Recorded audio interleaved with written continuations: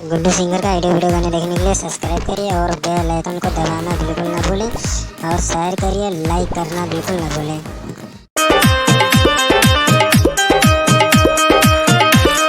Kamlesh recording studio Mohammadpur.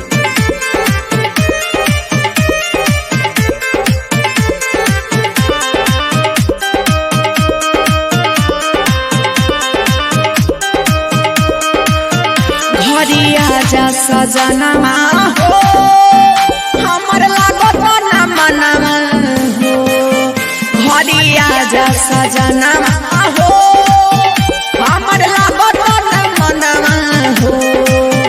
जब बहेला बेअरिया गड़ेला से जरिया हो, बहेला बेअरिया गड़ेला से जरिया हो, तड़पे खजानमा हो। ए राजा घरिया जा सजनमा हो हमर लागत ना मनवा, घरिया जा सजनमा हो हमर लागत ना मनवा।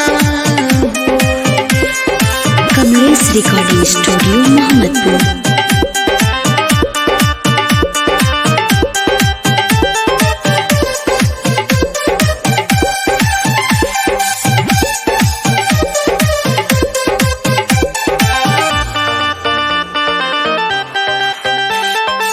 लागत कि कमनो सौ दिन के राजा पड़ल भर चकर में, तहरा न तनिको बुझते राजा बनी अकेले घर में। राजा कितना दुख कहो,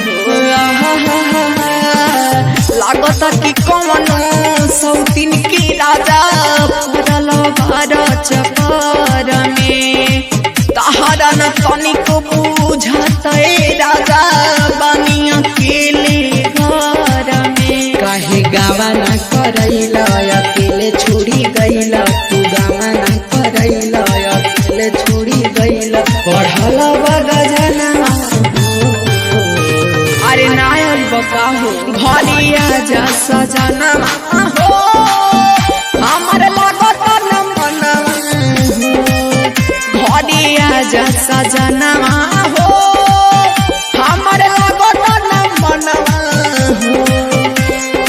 कमलेश रिकॉर्डिंग स्टूडियो मोहम्मदपुर।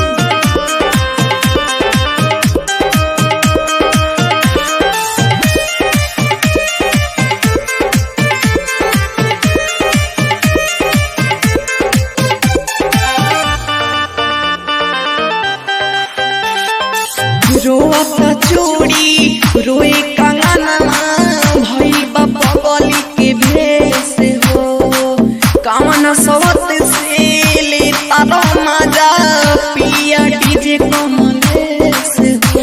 हम बुझतनी राजा हाँ, रोआ चूड़ी रोए कंगनवा भई बबली के भेस हो, कामन सवत से